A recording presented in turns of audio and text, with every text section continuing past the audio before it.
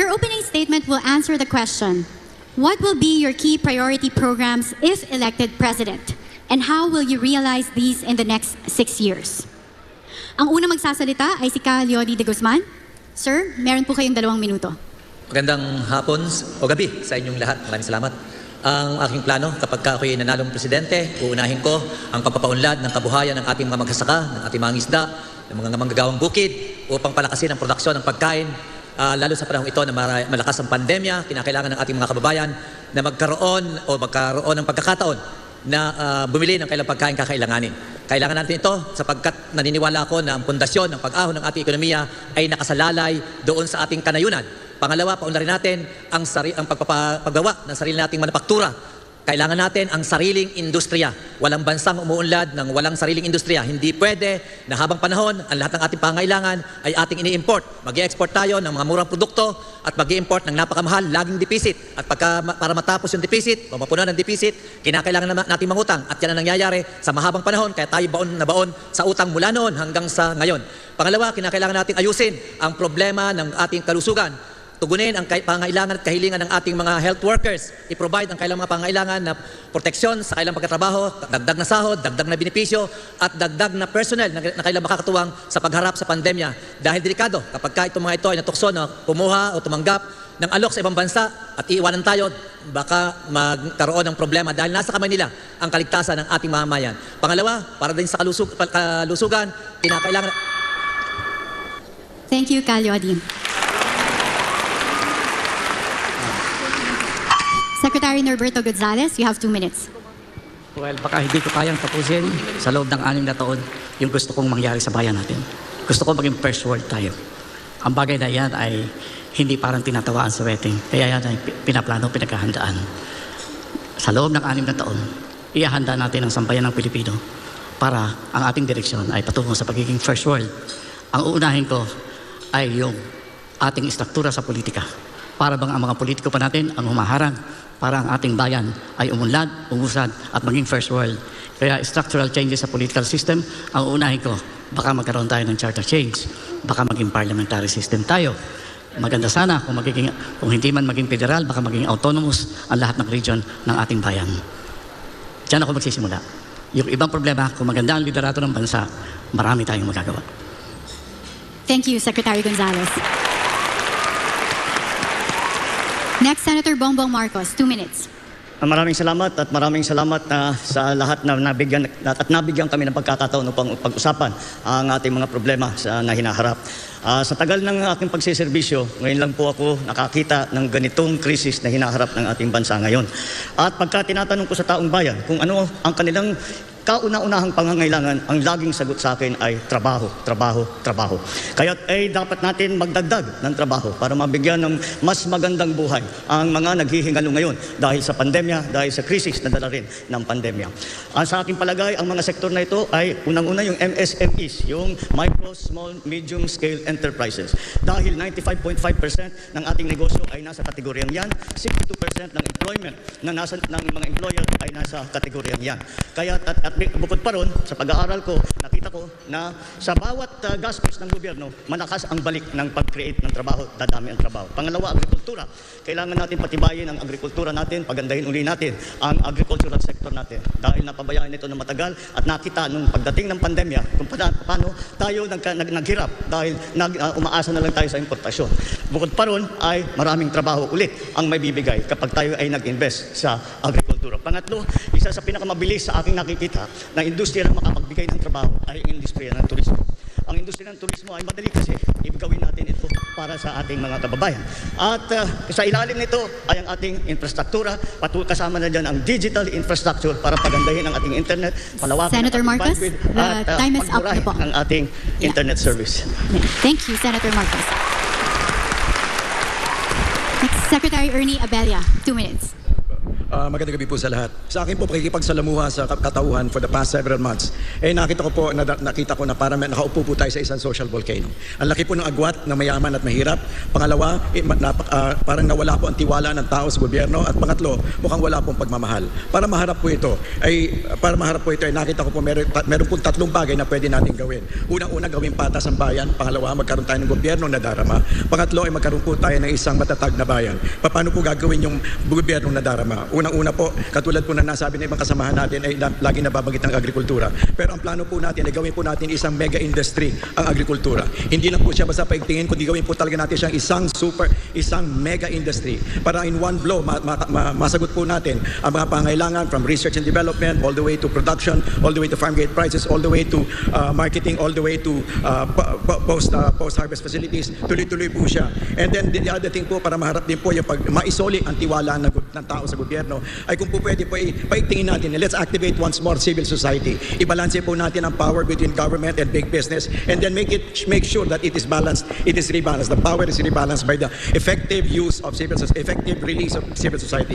Pangatlo po is para po maibalik ang pagmamahal ng mga tao, ng lalong kabataan sa bayan. Ating plano po ay paigtingin din po ang isang confident national identity na kung saan po magkaroon tayo ng isang national volunteer corps between ages 18 and 35. Maraming salamat po. Thank you, Secretary Ernie Abella. Well said for our opening statements. Napakinggan na po natin ang kanilang mga opening statements at ngayon naman alamin natin ang kanilang mga solusyon sa iba't ibang problema ng bansa sa pagbabalik ng SMNI Presidential Debate 2022.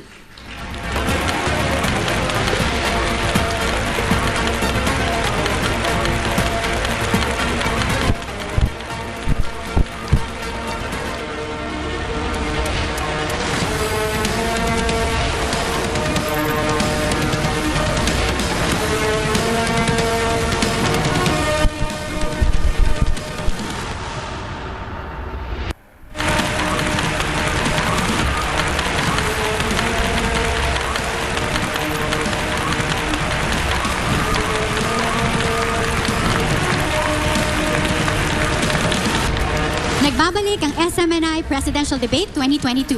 And for the first round, the candidates will be answering questions from the panelists. The first question will come from UP Professor Dr. Clarita Carlos.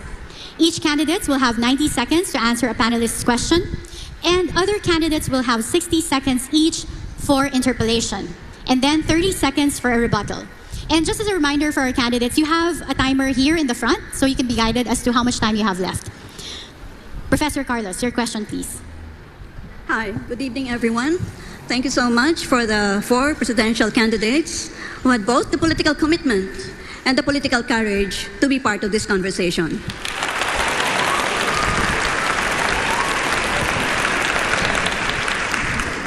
My area of research and expertise is on foreign policy and defense and security, so my first question will be within the rubric of these issue areas. All right. If the Quad were to become a collective security alliance, you, as our country's chief architect of our foreign policy, are you going to make the Philippines as a member of the Quad? Why and why not?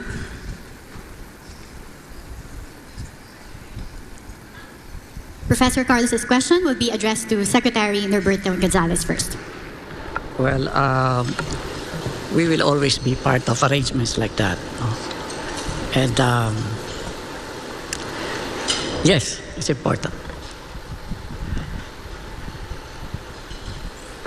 Dapat lagi kasi may mga kasama tayo kung may mga hiharap tayo mga problema sa mundo.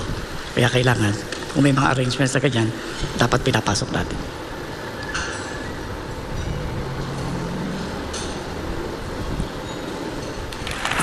Secretary Gonzales, if you have nothing to add, the other candidates may react to his answer.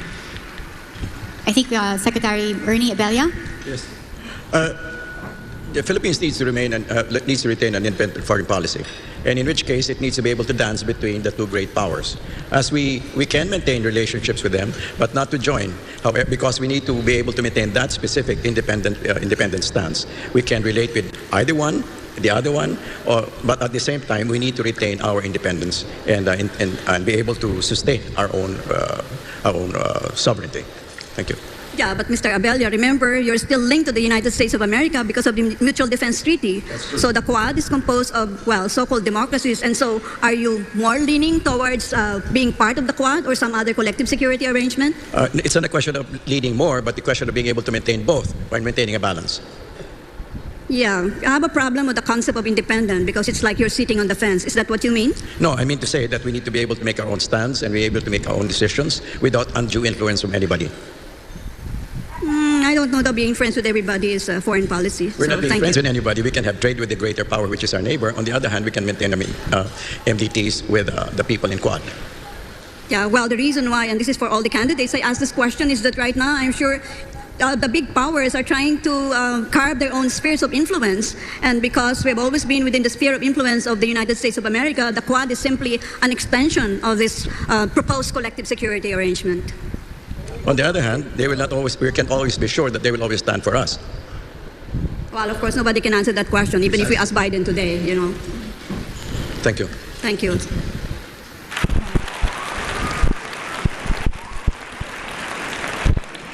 Senator Marcos? I think any of these agreements we should, of course, encourage, as long as it is very clear to us what is the advantage to the Philippines. What the professor just mentioned was she spoke about the great powers trying to carve out spheres of influence. I reject that model that I believe no longer applies in the geopolitics of the modern world. The old Cold War thinking. We have to apply our own way. And so it really would depend on what is inside, what those agreements say that the Philippines what will be doing and what those other partners of ours will be doing for the Philippines. And once again, because we shouldn't think of the old Cold War system, we should always think in terms of the fine line that the Philippines has to tread in all our foreign policy decisions. But if, Mr. Marcos, if you reject the concept of spheres of influence, does that mean you are going to scuttle the Mutual Defense Treaty when you become President of the Republic? By no means. Linked to the United States of America as a defense ally. No, by no means. The relationship with the United States, our special relationship with the United States is not something that we can treat, be cavalier about. It is a very important one.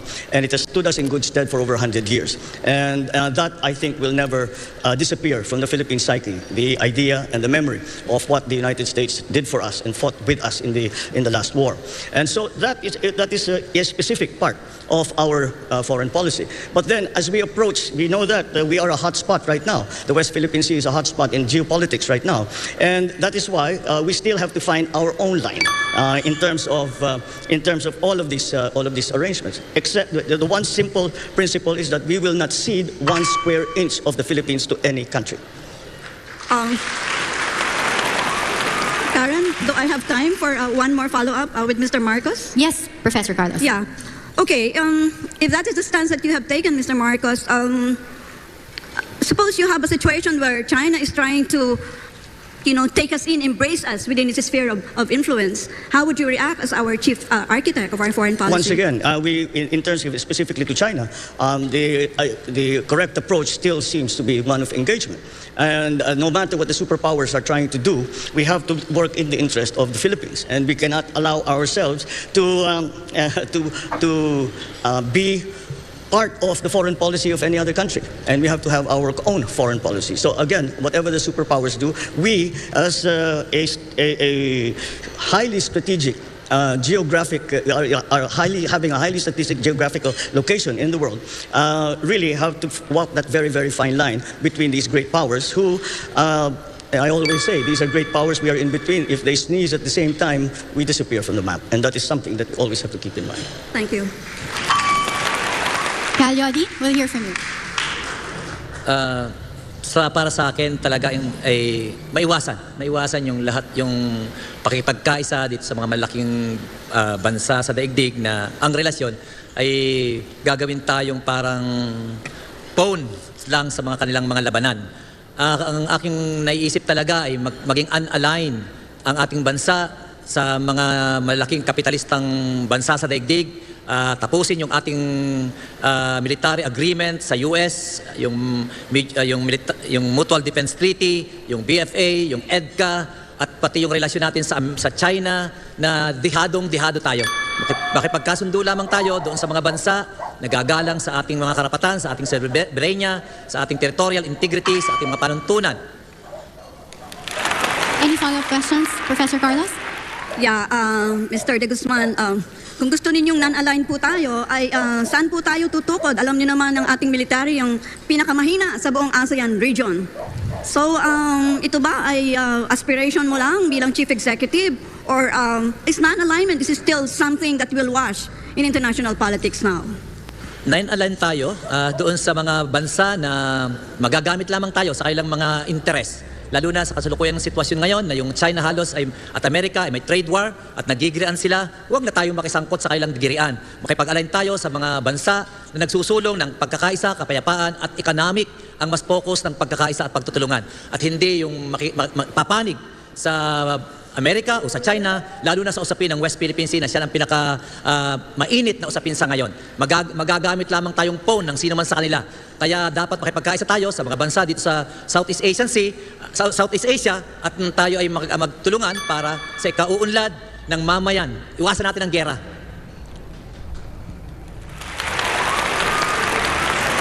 Is there any rebuttal from our candidates? I can see Professor Carlos wanting to be part of the debate. I'm sorry, I hope I'm not dominating the questions, Karen. No, it's Just okay. strike me down, if I need to shut up. Yeah. Yes, we've budgeted the time. If there are no reactions from the candidates to each other's answers, we are allotting the additional time to follow-up questions from our Can I panelists. just do one follow-up with Mr. De Guzman? Of course. Okay, well, I'm interested in the concept of non-alignment because, I don't know that, it's like once upon a time we talked about that. So, sino hong mga bansa kaya ang ating, anong pangalan nila? Ang ating sasamahan? Dahil sinabi ninyo ay sasama tayo sa mga non-aligned countries because most countries have cast their lots with either the United States of America, with Russia, or with PROC.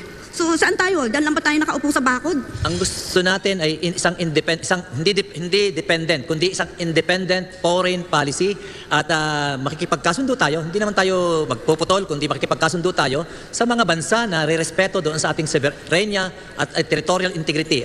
Mas ganon. At ang mas makakakapit natin sa kasalukuyan, lalo na sa usapin ng West Philippine Sea, ay itong mga Asian country. At yan ang ating makakakampi sa kasalukuyan. At hindi, ayaw ko talaga na pumanig sino man sa kanila, sa Russia, sa China, na nagsusulong lang naman ng kanilang personal na interes at hindi sa interes ng kapayapaan at kaunlaran ng buong daigdig. Salamat po. Thank you, gentlemen. If there are no rebuttals for this issue, we can proceed with the next panelist's question. So, no more rebuttals? Okay. Our next question will be coming from Attorney Rolex Suplico. Attorney, your question please. Madamong salamat, Karen. Ngayong gabi sa tanan. Issue po ng kahit kaninong administrasyon, ang korupsyon, na tinatansyang may epekto sa mahigit kumulang 20% ng budget ng pamalaan kada taon. Ngayong makakaroon ng bagong Pangulo, kailangan muling iakyat sa talakayan ang pagnanais na matigil ang pangungurakot, sapagkat ang isang malinis na gobyerno ay nagsisimula sa isang tapat at marangal na Pangulo. Kung kayo po ay magiging Pangulo, una, kusa mo bang ilalabas o hindi sa publiko ang iyong SALN or Statement of Assets, Liabilities and Net Worth? At pangalawa, kusa ka bang magsasagawa ng waiver sa mga provision ng RA 1405 na nagbabawal sa pagpaalam sa publiko ng laman ng inyong mga bank accounts? This question will be first answered by Senator Bongbong Marcos. Well, sa issue ng pagbigay o ng salin, ay ako, para sa akin, hindi problema yon. At kaya hindi lang ako nagsusulat ng salin for the last 6 years. Pero kung ako'y maging mapalad sa darating na halalan, ay natural, ay kailangan gagawa ng salin at ito, ibibigay ko sa publiko paghihingiin sa akin. Ngayon, sa aking palagay, yan ang desisyon ko bilang isang individual. Sa aking palagay, ay hindi na kailangan palitan ng batas at nasa sa bawat opisyal na yan. Kung sila ba ay handa na ilabas ang kanilang salin. Siyempre, dadagdag ko, kung may kaso na may court order na sasabihin, ilabas ang salin, ay kailangan talagang ibigay.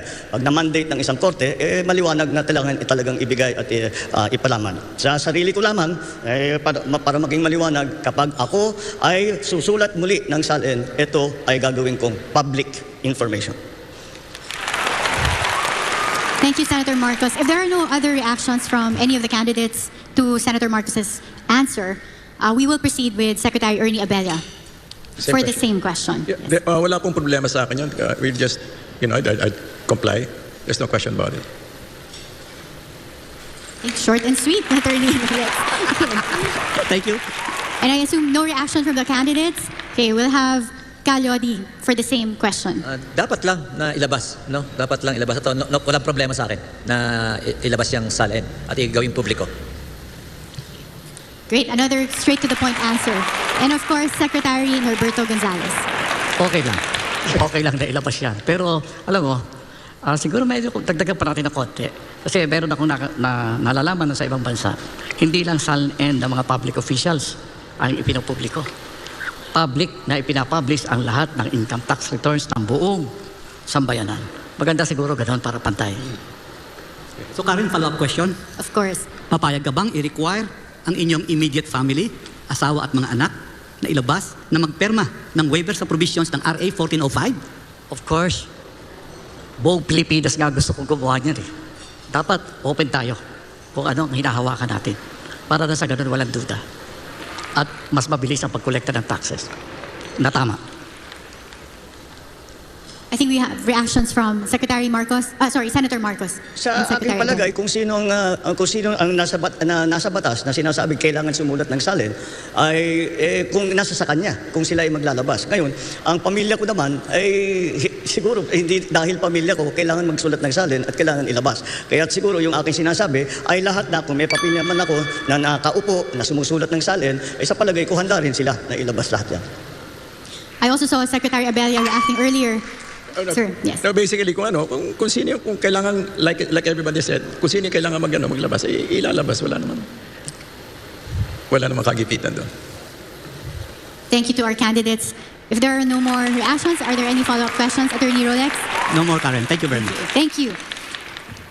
Thank you so much to UP Professor Carita Carlos and Attorney Rolex Suplico.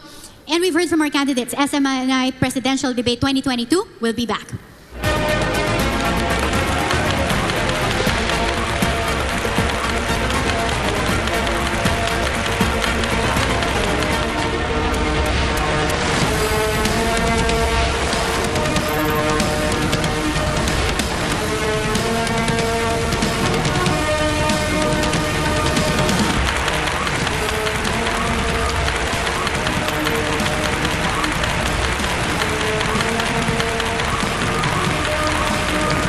Nagbabalik po ang SMNI Presidential Debate 2022. At sa ating pagpapatuloy, ang magtatanong naman po ngayon ay ang Chairman and CEO of the Manila Times, Mr. Dante Clink Ang II. Mr. Ang, go ahead.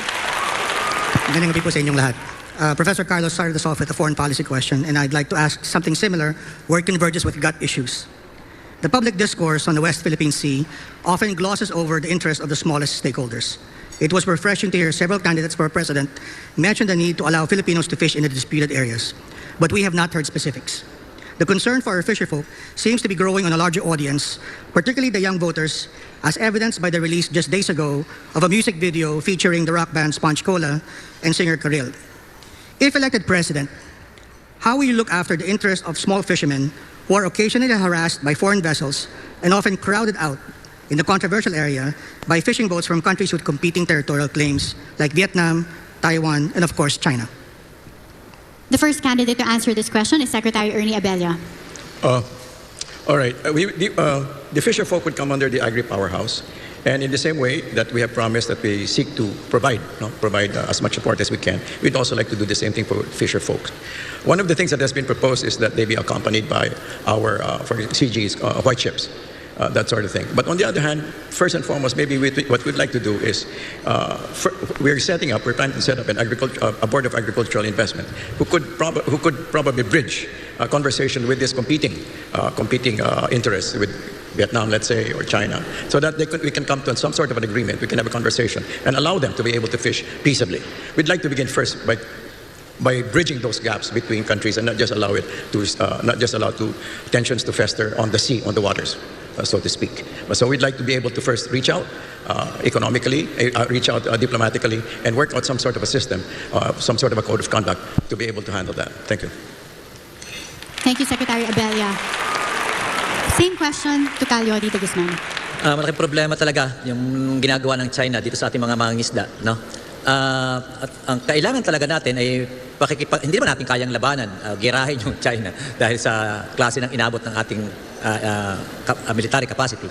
At tingin ko dapat gamitin natin yung panalo natin sa International Tribunal at kakampihin natin yung mga iba pang mga hinaharas ng China dito sa Southeast Asia para itulak yung mga bansa na signatory dito sa UNCLOS na sawayin. Pigilan itong China sa kanyang ginagawang pangharas dito sa ating mga mangingisda na hindi pinapayagan.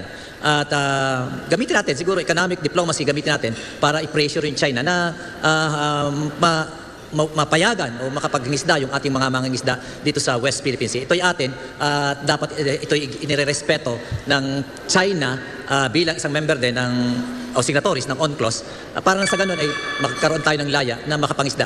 At dagdagan natin ng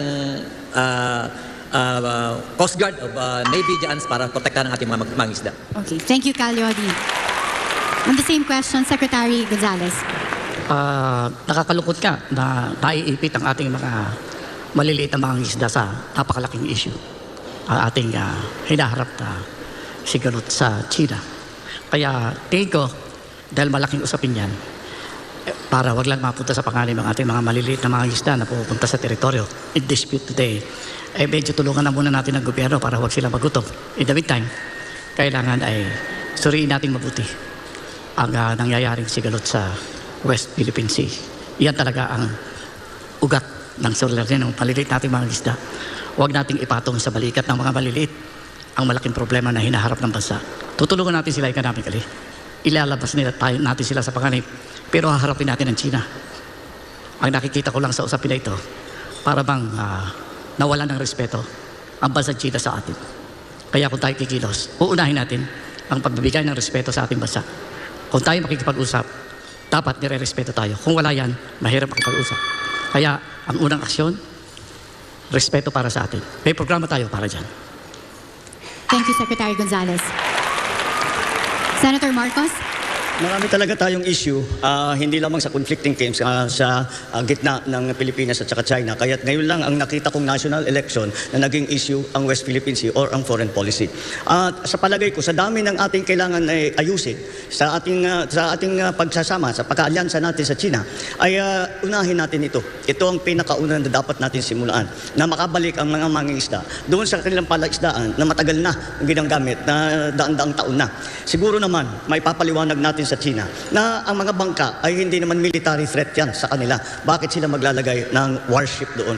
Ngunit kailangan natin mag-responde. Kung maulit yung nangyari noon, tayo magpadala naman tayo ng Navy o kahit na Coast Guard para merong military presence, meron tayong presence of the state na nandun, na nasa lugar na yun. Pangalawa, puntahan natin ang ASEAN at magpatulong tayo sa ASEAN. Dahil ang ASEAN ay meron din binubuo na code of conduct para sa ASEAN at saka sa China at sana maipasa na yan. Punta pati tayo sa UN at magpadala tayo ng delegation sa Beijing para kausapin ang Presidente Xi at sasabihin paano ba natin ayusin ito at paano ba natin gagawin para hindi na maulit itong nangyari sa nakaraan. Thank you, Senator Marcos. Mr. Ang, any follow-up questions? Yes, the question is what specific policies you will adopt. You know, and Senator Marcos, you mentioned in the interview you had with DZRH and the Manila Times earlier that you wanted to use diplomacy over military solutions. I mean, are you changing that policy now? No. And in that same interview, LEODY was saying that he wanted to make the West Philippine Sea a zone of peace. And now he's talking about possibly escalating the situation in that area. It's undeniably that we have to deal with China. The question is, as president, how will you do it? No, the reason I spoke about putting a military presence there is so that the government, the Republic of the Philippines, has a presence there to show to China that we are defending what we consider our territorial waters. And that is not for them to go there to fire upon the Chinese vessels, but merely to make their presence felt so that the Chinese know we are aware of what they are doing, we do not agree with what they are doing, and we carry on with our diplomatic back channel, side channel, whatever way we can do to fix the problem and make us have a system so that we no longer have this problem again. LEODY, you want to? I mentioned you in that question. Tama ka. talagang ang aking programa talaga ay i-convert itong West Philippine Sea kasi malawak na usapin nito. I-convert itong West Philippine Sea into economic zone at hindi war zone. Kaya dapat ito'y mag-coordinate yung lahat ng mga claimants na sa mga teritoryo dito sa South China Sea o West Philippine Sea na magkasundo at magsama-sama para hindi para makipaggera sa China kundi dapat ipakita sa China yung pagkakaisa ng mga bansang ito at tulad ng sinabi ko kanina dapat ay obligahin o kausapin yung lahat ng signatory doon sa UNCLOS na may nagkasundo sa ganung patakaran na igalang, irespeto ng China yung kanilang mga pinirmahan. Sa ganun ay huwag tigilan niya yung kanyang pangharas o panglalamang dito sa mga bansa dito sa West Philippine Sea. One follow-up question, Karen. Of course, Mr. Ang. This one's directed at first to Secretary Roberto Gonzales, and I'd like you to wear your former hat as Defense Secretary, sir. And in a previous editorial we have written in the Manila Times, I have written, we've quoted the Philippine Council for Foreign Relations, specifically the chairman, Rafi Alunan, who said that in his observation, those who are crowded out from fishing in that area, these fishermen often turn to alternative means of livelihood, primarily piracy and who knows what, probably smuggling. Do you have similar observations, and what policy prescriptions would you have to address that specific issue? I think first thing, we have to make clear to China that we cannot be pulled into an argument that is superficial to the real question in the area. They're trying to provide us with an emotional event or activity that our small fisher folks are not able to fish. Do you know what China is doing behind this? They're actually selling this fish as what they call as some kind of a fish for nationalism. Sinasabi nila na itong mga isda na ito dapat binabayaran ng mas mahal kasi ito ay nahuhuli sa isang lugar na ipinagtatanggol natin. They're making this issue. They're using our fisher folks to make this issue as simplistic as an issue of fisher folks not being able to fish in their area that is theirs. If I will be given a time, I'll add a little more. Well, sabi niyo po may programa kayo. Pwede po ba natin tumbukin in a few seconds? Ano po ba yung programa na yan? Alam mo na wala ng respeto ang ibang bansa sa atin. Akala nila nabibili tayo, pwede tayong laro-laruin. Kailangan magpakita tayo ng counting, hindi para makipaggera. I was advocating national mobilization. What does this mean? Our young people should be trained for whatever exigency.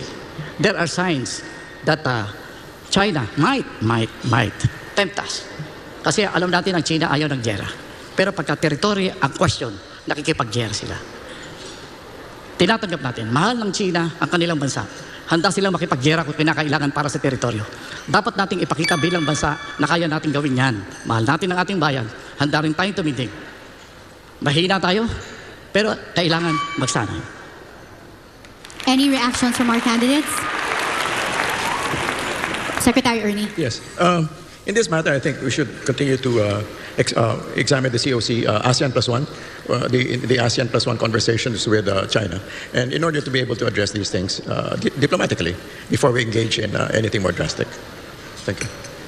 Thank you, Secretary Ernie. Senator Marcos. Yes, and furthermore, I think, as I said, that this is not something that that we should consider as isolated from the general problem or the general discussions that we are having with the People's Republic.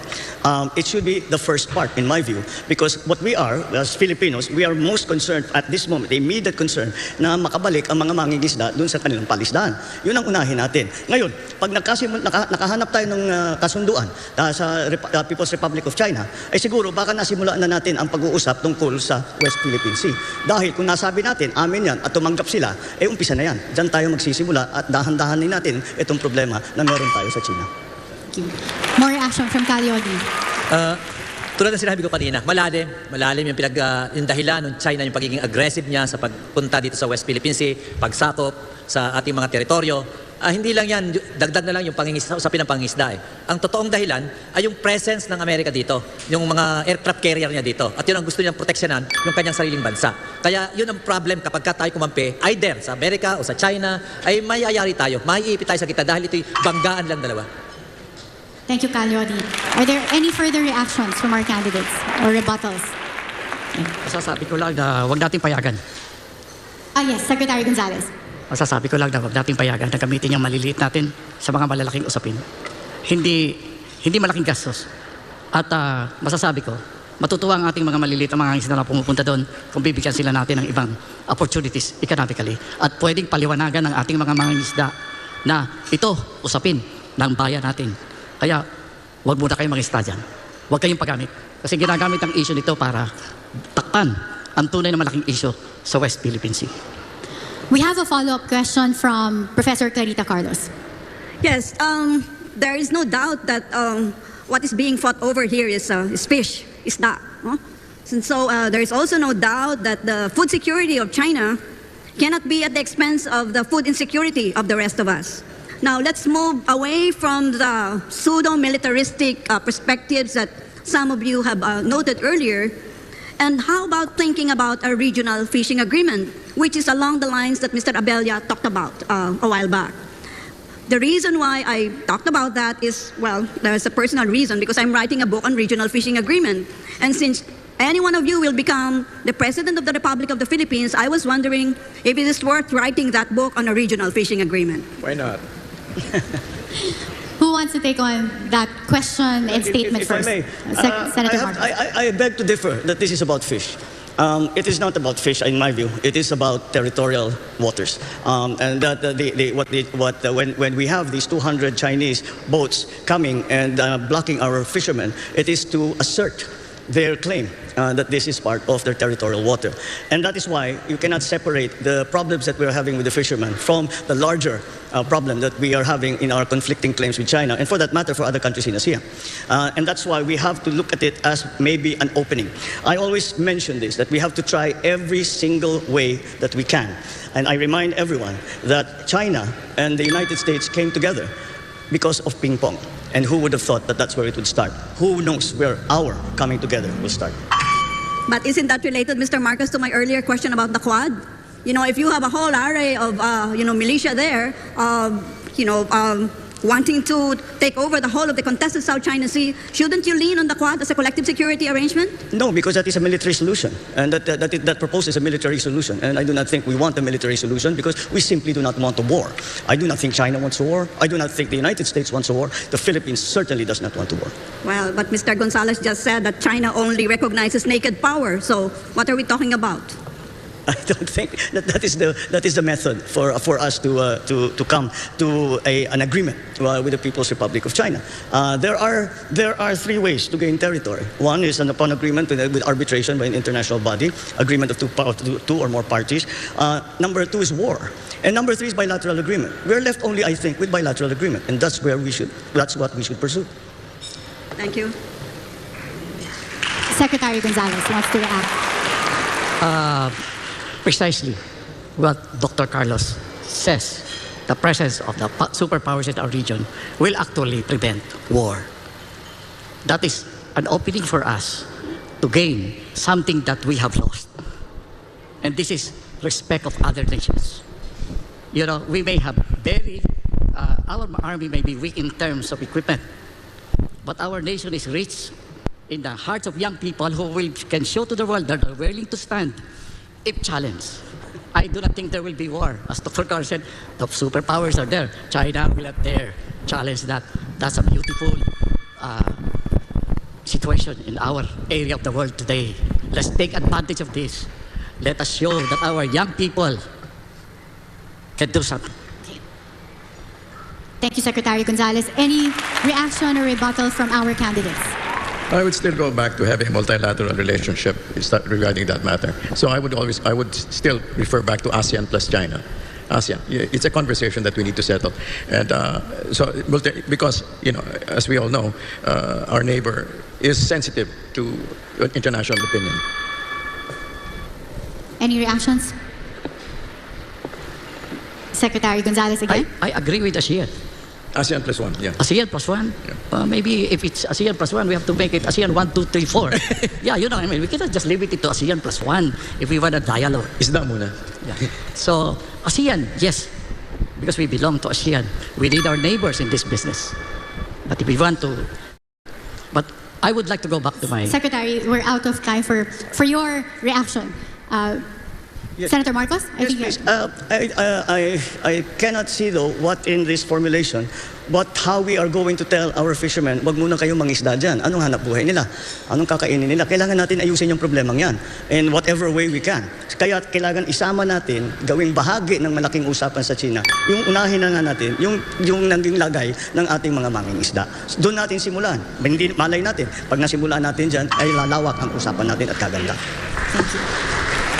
But wouldn't a legal framework called the Regional Fishing Agreement be a solution to that? Because right now, what China is doing is unilaterally declaring a fishing holiday. You know, like, wow, bawal mangisda ngayon, ha? Sa susunod na buwan ka mangisda, ha? So, you know, she's setting all the rules for this contested South China Sea. So, if you were the chief architect of our foreign policy, wouldn't you want a regional fishing agreement where every country washed by the East China and the contested South China Sea are participants or members? And if I may add, and this is not to rain on the parade of Mr. Abella and Mr. Gonzalez, I don't think we should lean on ASEAN. You know, the countries which are fed by the Mekong River, I'm sure they will cotton on to China. Because the Mekong rises from China. Big mo sabihin, wala kang tubig sa agriculture mo sa iyong tao, and we're talking about Cambodia, Laos, Vietnam, Thailand, Myanmar. Diba? So, yeah, to repeat, I'm not raining on your parade, but I doubt very much that we should lead on ASEAN. Well, I think that if a fishing agreement would be included in any code of conduct that we agree with China and the ASEAN, that definitely should be part of it, because it is not a problem that we are suffering by ourselves. Other members of ASEAN have the same problem, and that is why it will be critical to have a robust and effective code of conduct between ASEAN and China must include the issue of fishing rights. Yes, that's my point. Pull the leg of China into a regional fishing agreement. Well, Otherwise, they already have entered into an agreement, into a code of conduct agreement years ago. Yeah, but they're doing bilaterals. They are trying to do it bilaterally, and that's why I think it is more to China prefers to handle these issues bilaterally between their country and another country. But I think that the multilateral approach is still going to be important. We'll pursue every avenue that we can. And Secretary Gonzalez, I can see you raising your hand, as well as LEODY. In that order, sir. You were first, Secretary Gonzalez. Well, I agree with the regional fishing agreement. That's very important. We can discuss that. But precisely, what the Chinese is trying to do with our small fisher folks is to actually move us away from the major issue that we are facing in the West Philippine Sea. The West Philippine Sea is about territory and about forward defense. The Chinese have been planning to establish a forward defense facility in that part of the world. Happens to be Philippines. They say it's China. We say it's ours. They are establishing a forward defense strategy, and sometimes we want. Well, I will not wonder why. LEODY knows the answer. Speaking of LEODY, you're next. Tingin ko talagang posible at magkakasundo doon sa regional agreement para doon sa karapatan ng bawat isa na mangisda. As long as hindi tayo manging-question doon sa pangangamkam ng teritoryo ng China. Pero once na tinuloy-tuloy natin ang ating question sa pangangamkam ng teritoryo ng China dito sa West Philippine Sea, hindi sila napapayag. Dahil yun ang pinaka-importante sa kanila. Ang importante sa kanila ay makapagtayo ng base militar dyan sa lugar na yan para i-counter ang move ng US, ng Australia, ng Japan na sinisirkel, pakiramdam ng China, sinisirkel siya. Kaya gumagawa siya ng paraan para mapigilan ang pagkukordon ng US at ng mga allied niya sa China. Pero kung fishing lang, tingin ko aabot doon. Pero huwag kang makikialam doon sa kanyang ginagawa. Thank you, LEODY. And I think the question of Mr. Ang really is an indication of how complex this issue is and the amount of time we took in discussing the answers to this question. And we'll have to go on a commercial break for now. SMNI Presidential Debate 2022 will be back.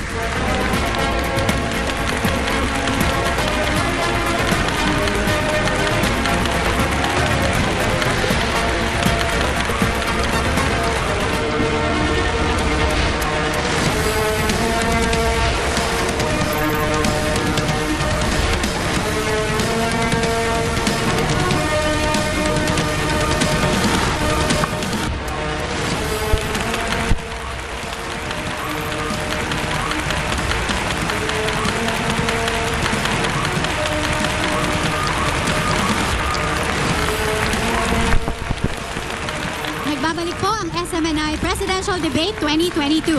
And the audience is very alive here, live at Okada. And you know, our candidates have been answering so many questions from our panelists. And now we have an additional question from our panelists, SMNI News Senior Correspondent and Anchor MJ Mondehar. MJ, your question please. Thank you, Attorney Karen. Medyo mainit yung talakayan no, sa issue ng China and West Philippine Sea. Now let's get back to the basics.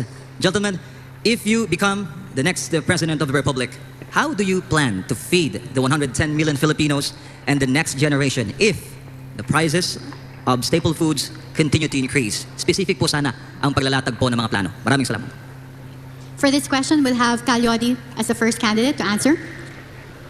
Ang plano ko ay tulad ng una ko sinabi kanina, talagang dapat buhusan natin ng malaking pondo, doblehin ang pondong ilalaan natin para sa pagpapaunlad ng ating agrikultura, ng ating mga magsasaka, ng ating mga mangingisda, ng ating mga naghahayop upang palakihin ang kailang ani.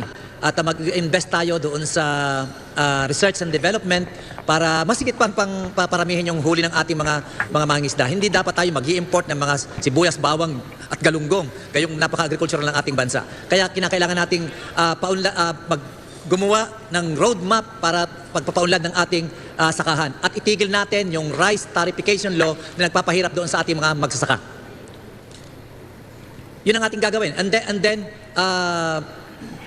magtayo tayo ng post-harvest facilities. Nang sa ganon ay matiyak natin yung balanse ng supply ng pagkain natin. At sa eksakto dapat nating tugunin. Kung kaya natin kalahati ng ginagastos ng ating mga magsasaka, ay gawin natin. Nang sa ganon ay lalong maingganyo sila ng pagsasaka at yung anak ng mga magsasaka ay huwag tumakas sa kailang sakahan at ipagpatuloy ang ginagawa ng kanilang mga amang magsasaka. Thank you, LEODY. Next, Secretary Gonzales, same question. Well, agrikultura talaga ang departamento na gagamitin natin para magkaroon tayo ng sapat na pagkain. Maayos natin ang ating food security. Ang pagyayamanin natin ang pagtatanim sa bukid at sa karagatan, sa mga bodies of water. Practice yan sa iba't ibang bansa na sinisid natin ang mga bodies of water. At siguro, ayusin din natin ang ating other sources of protein like yung kalabaw. Siguro makikiusap tayo sa Kongreso, napayagan na natin kainin yung kalabaw. Hindi natin kinakain yan. So, these things are known by our technical people in the Department of Agriculture. Pero meron akong gustong ililagay na isang subject as an adjunct to the agriculture. Iyan ay ang ating usapin sa lupa.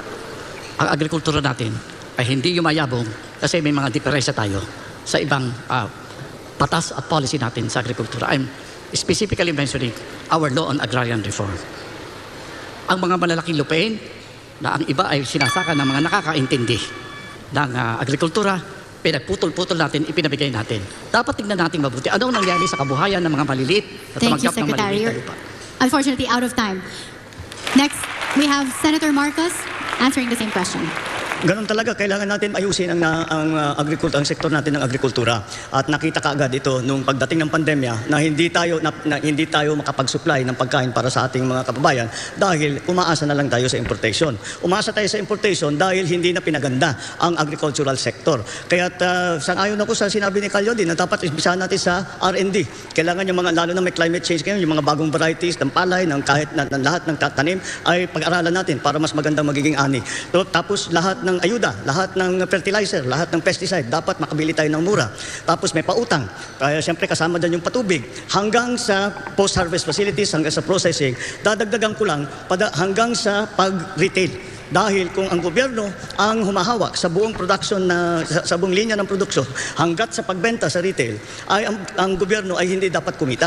Kaya may pagbibili nila ng mas mura. Dito ay naranasan na natin ito. Nung nagkaroon tayo ng Masagana 99 doon sa production, meron tayong IRI at saka PhilRice doon sa R&D, meron tayong FTI doon sa NFA na price stabilization hanggang sa Kadiwa store. Yun siguro ang modelo na pwede natin gayahin at ulitin. Thank you, Senator Marcos. Secretary Abella. Salamat. One of the first things we'd like to do pag nagsimula pag God willing nakaupo tayo is to be able to set up a Board of Agricultural Investments. Now, it will be directly under the Office of the President na kung saan it will work closely with the Department of Agriculture. Department of Agriculture can provide the technical and the Board of Agricultural Investment can provide the entrepreneurial aspects for this. No? Ang plano talaga natin is na gawin talagang mega industry ang agrikultura. No? And maybe nagtatanong kayo how do you fund it? Among other things, we'd like to be able to access at least 1% of GDP. 20 2021, ang GDP po natin was 17.5 trillion. So mga 1% of that would be about 150 billion na kung pwede natin magamit siya in order to develop this mega industry. Ang gusto po natin mangyari is to increase wages, increase revenue, rural income, at to protect, magkaroon tayo ng konti economic nationalism. I know it's but anyway, to be able to protect our national agriculture industry, at pangalawa po is to be able to develop an actual, serious, a real, honest-to-goodness Filipino industry. Thank you. Calyodi raised his hand. I think he wants. Do you want to react, Calyodi, to any of the statements? Gusto ko lang magdagdag pa. Okay. Isang malaking pagkukunan pa rin para ma-produce yung maraming pagkain. Ibalik natin yung moratorium doon sa mining na nilip ni Pangulong Duterte. Ibalik natin yung moratorium at yung halos 30% yan yung kalupaang inibinigay sa mga miners ay ibalik natin, gawin natin agriculture. Pataliman natin ang pagkain para sa ating mamayan. Any reaction from the candidates from the statements? May I just remind the candidates, we're supposed to react and not add to our answer to the question because of the time limit that's given. Okay, Secretary Gonzales. Well, hindi natin pwedeng ilayo ang usapin ng lupa sa usapin ng agrikultura. Dapat i-examine natin yung mga batas. Katulad ng agrarian reform ay ang nangyayari tuloy. Hinati-hati natin ang dapat malalaking lupain na pwedeng gamitin sa modernization ng ating agrikultura. Yung sinasabi ni Calyodi na yung mga mining industry, land use policy ang importante nating linawin. Ibalaki ang role ng usapin ng lupa sa agrikultura natin. Thank you, Secretary Gonzales. We have an additional question from Professor Carita Carlos on this issue. No, I don't. I can. Okay, I can Mr. Ang. Yeah, but just want to ask. Misinformed. Yeah. Okay, it was Mr. Ang. I just want to ask about comparative advantage when we're talking about the rice, because it's a basic economic precept that says you shouldn't make things that others can make cheaply. And many people have said that the Philippines lacks a comparative advantage in rice. So should we insist? I think this is related to the question of MJ with regard to food security policy. Should we insist on continuing planting a crop that we clearly don't have a comparative advantage? Yes, I think we do. Simply because it is of strategic value to a state to have a good supply of food. So that, again, like any crisis that comes, magkagera man, magkaalitan man tayo sa Thailand at saka sa Vietnam, sapat ang ating supply ng simulaan natin sa palay. Ngunit kailangan din yung lahat ng isda, lahat din ng nag-aalaga ng hayop, kailangan yon lahat ay patulungan natin para kahit ano pang mangyari. Kagaya ng pandemya, nakita natin kaagad, napaabot na nga tayo sa sitwasyon na mahirap paniwalaan na ang Pilipinas ay nag-i-import ng galunggong. At dapat naman siguro, hindi tayo nasa ganung sitwasyon. Pagka nagka-problema ulit, mahirap na naman tayo. Kaya't kailangan natin tulungan. At kahit na sinasabi namin mas mura, bili na tayo ng bili, may strategic na problema yan. Dahil pagka nagkagulo, wala tayong supply. Thank you, Senator Marcos. If we have no further reactions on this issue, I think we'll wrap up our round 1. Secretary Abella. Maliban dyan siguro, may kasi, yung hindi lang siguro siya strategic but also a question of ano tawag dito, compassion, no? Kasi kung pakikinggan mo talaga yung mga magsasaka, halos maiyak-yak na nga sila. May nakausap ako isang business consultant, sabi, talagang kailangan natin, may gawin ang mga farmer, ang ating agriculture industry to be more competitive. Hirap na nga sila. Ang puntos dito siguro is kailangan talaga matulungan sila. At after all, most of the poor people are in the rural areas. There are about 23 to 26 million of them. 12 million of them go to bed hungry at night. So dapat matugunan ito, mabigyan tugon ito. And so dapat kasi ang ating bottom lines are not just revenues but also our people. Yung the well-being of our people should be a major aspect of our public policy. Thank you. And we have Secretary Gonzales raise his hand first and then Calyodi. Well, hindi natin dapat payagan na ang isang crop like rice will keep on losing each time we plant it. No? Hindi natin pwedeng sabihin na hero ang ating mga magsasaka kasi pumapayag magtanim ng palay na nalulugi. At the same time, tama yung keyword ni Mr. Marcos, strategic. I think rice is a strategic crop. We need a law or we need some policy that will define that when a crop is strategic, government must not allow the planting of it to be losing. I am talking probably of certain subsidies. Ang rice hindi natin pwedeng payagan na mawala sa atin.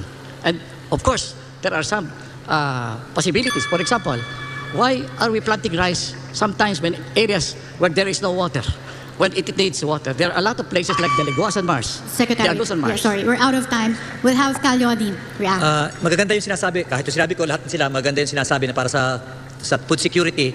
Pero as long as yung ating bansa ay patuloy na sumusunod sa mga patakaran na ini-impose ng WTO, hindi mangyayari yung ating ginagawa. Kaya kailangan natin isang gobyerno na maninindigan na tutulan yung mga imposisyon ng WTO sa atin. Dahil kung hindi, ay patuloy tayong papasok dito ang mga produktong dayuhan at yung hindi natin mapapaunlad yung sarili nating agrikultura at ating sariling industriya. Kaya kinakailangan natin na yung ating gobyernong susunod ay may tigas na labanan yung mga imposisyon na ini-impose ng WTO. Dahil dati marami tayo napoproduce ng mga magsasaka natin eh. Pero ang problema, pasok yung importation, kaya yung ating sariling produkto hindi umuunlad dahil binabaha tayo ng dayuhang produkto kahit agricultural. Thank you, LEODY. And nothing further from our candidates. And thank you to our panelists for all the questions. And thank you to our candidates for answering all the questions very exhaustively.